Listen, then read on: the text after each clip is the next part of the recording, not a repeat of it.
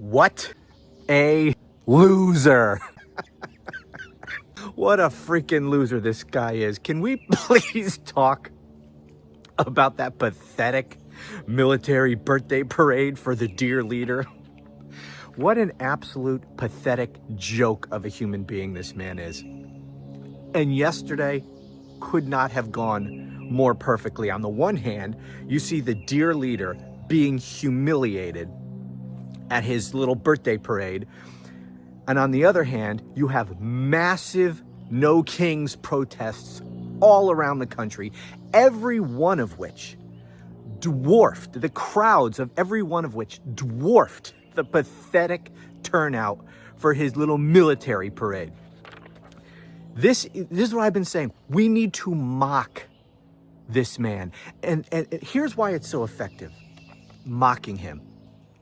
Because his cult loves the fact that he pisses people off, that he makes people angry, that people fear him and see him as a dictator. They love it. They love owning the libs. That's everything for these people. These people don't care about policies or principles or anything. This is all a fucking game to them. Right? It's team sports. It's not serious. Right? It's a game. And in that game, their leader, their cult leader, is this big, strong, tough guy who owns the libs constantly. And the more you and I get angry over what he does and what he says, the more they love it and the more they love him. If we're laughing at this pathetic loser, that drives them nuts. And more importantly, it will drive some of them away from him. Or at the very least, some of them will just throw up their hands and go back to not caring at all about politics. Because one of the reasons why Trump has been successful politically in getting his orange ass elected and reelected, and why his, you can only drive his poll numbers down so low, is because he has brought into the political process people who were completely disconnected, who never voted before and probably will never vote again. They vote for Donald Trump because it's not about politics or policies or anything for them. It's about the show. It's about the theater. It's about the image that he has so carefully created. It's about owning the libs. It's all cultural. It's all fan service is what he does. And if we mock him and laugh at him, if he no longer makes us angry, if he doesn't scare us and intimidate us, if rather we laugh in his face, we think he's a freaking joke. A lot of those people who support Donald Trump and damn near worship him because he's this tough guy, right? He's damn near a king who drives people crazy, who makes them so angry and upset. They want to be part of that. If we instead are laughing at him, if he's a joke, if we do nothing but mock this loser, they don't want to worship that. They don't want to support that. Now, maybe they won't outright turn on him, but I think a lot of them will just throw up their hands and go crawl back under their rocks and just say, forget it, I'm done with politics. Good. You morons should be done with politics. You don't know anything about anything. You vote for a circus clown who you think is a tough guy. If we expose the circus clown as the buffoon that he is, and we mock him and we laugh at him, rather than fear him and get all upset about everything that he does and says, they'll just leave. They'll just leave the political playing field and, as I say, go crawl back under their racist rocks. That's what we need to do. And yesterday was a perfect example of this, of what a joke this man is. I want to play just a couple of clips here. I mean, you've seen all the clips, so this isn't news to you, but I just want to highlight a couple of things here. First, here's J.D. Vance welcoming people to Washington. Listen to the crowd.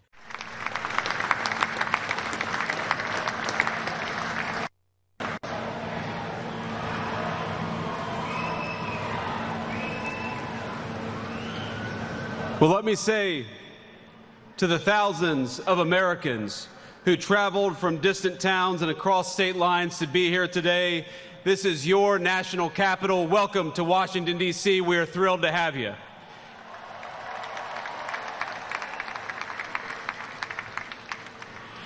Look, I have been to 3 graduations in the last week and a half, including one where there were 76 kids in the graduating class. And even, the noise from the crowd at that graduation was deafening compared to this pathetic turnout for the Vice President of the United States in Washington, D.C., welcoming people to their grand military parade. My God, this is such a joke. Another thing, take a look, okay, because you've seen videos of these massive crowds. Here's what it looked like if you haven't seen it.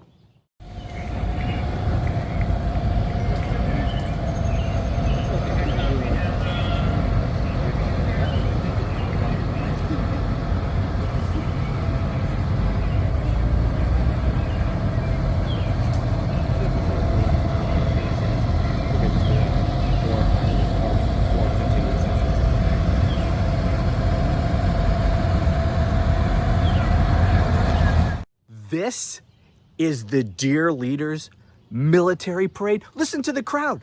You can't hear the crowd. You know what you can hear? Friggin' birds chirping. There were birds chirping that were louder than this crowd. That was his grand military parade. Mock him. Laugh at him. And I think we had images, the same kind of images that Donald Trump had in his head. We know what he was going for. He wanted a North Korean style parade.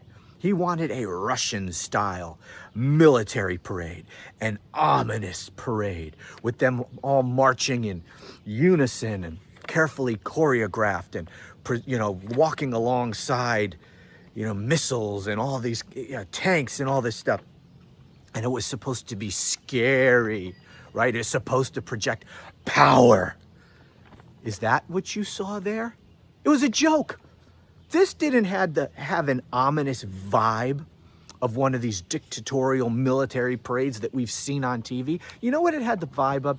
When I'm watching that clip that I just played, you know what it reminded me of? I grew up in a small town, and we'd have parades on the 4th of July, where it was just different groups from the town marching down Main Street. We had the Boy Scouts. We had 10-year-olds in their Little League uniforms marching down the street. I did that when I was a kid. It was a big deal. It was fun. That's what it felt like to me, except for the fun. No one was having fun. There was no smiles. There was no joy. There was no celebration. There was no festive vibe in the air. It was pathetic. It was pathetic. It was a pathetic version of a Little League parade. That's what it was. And it was like, seeing these tanks rolled out, it was sad. It didn't convey might and strength. It was more like a kid putting streamers on his big wheel, driving down the sidewalk. That's what it felt like to me. Again, except for the having fun part. It was pathetic. And the humiliation that some of those soldiers must have felt walking in this stupid thing. Again, there was no, they weren't marching in unison. This wasn't scary. They didn't look tough. They looked like they didn't want to be there. They looked like they knew how stupid this was. That's what they looked like. Again, fucking Little League. That's what it looked like.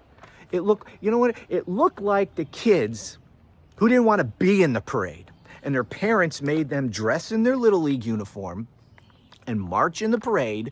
They didn't want to. They wanted to play video games. Instead, they had to march in the parade so mommy and daddy could take a picture of them and put it on the refrigerator. That's what it looked like. And look, I don't misunderstand me. I'm not making fun of the soldiers who were forced to participate in this freaking spectacle.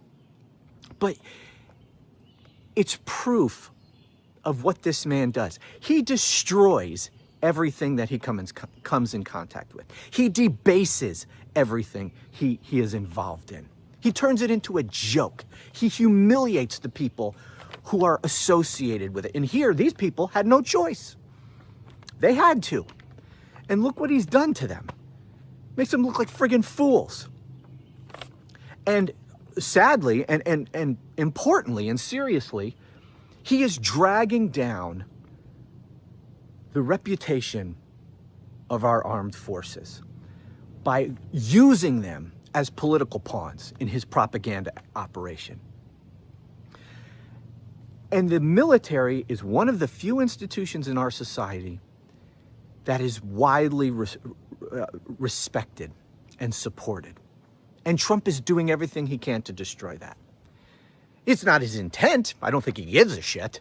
But I don't think it's his intent. His intent is to use the military and the respect and the esteem with which the American people hold the military, and he wants to steal that for himself. He wants to take their reputation, their good reputation with the American people, and he wants to co-opt it for himself. That's in part what this parade was about. He wants to take some of the glow of the military and put it onto himself to steal that which he did not earn. And instead, he's not doing anything to make himself more respected, but he's dragging down the reputation of the military. Because sadly, when you look at that disgusting scene, what was it, at Fort Bragg last week, where he screened, service members in order to get the Trump cultists into the audience. And he said, no fat people, no fat soldiers are going to be there. And if you don't like my politics, if you don't agree with Donald Trump, then you don't go. We want people who love Donald Trump to stand beside Donald Trump or behind Donald Trump, cheer him, boo Nancy Pelosi or boo Gavin Newsom or boo Joe Biden, whoever he brings up, to use them as political pawns. That drags down the reputation of the military. This is what he does. That's the damage, the long-term damage that he's doing to the military right now. It's an embarrassment. It's disgusting. Everyone should be opposed to it. But I think things like this will start to eat away at Donald Trump's support, even among his cult. And they're going to start to realize, because this man has, every day that goes by, he has one fewer day left in office. He is a lame duck. And he's a joke. And he's a pathetic excuse for a man. He's a loser. A stone cold fucking loser. One more clip I want to play before I go. I think this was my favorite one. Did you see the clip of the squeaky little tank? Take a look at this.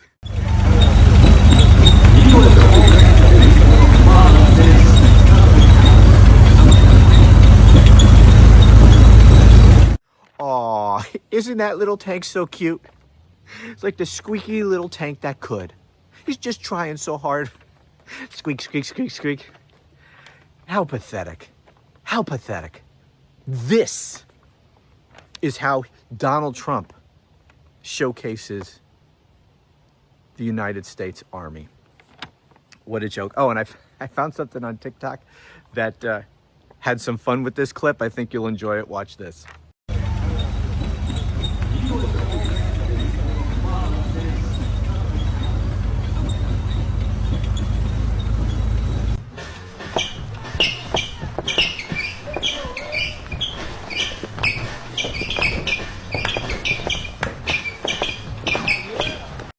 Anyway, mock him. He's a loser.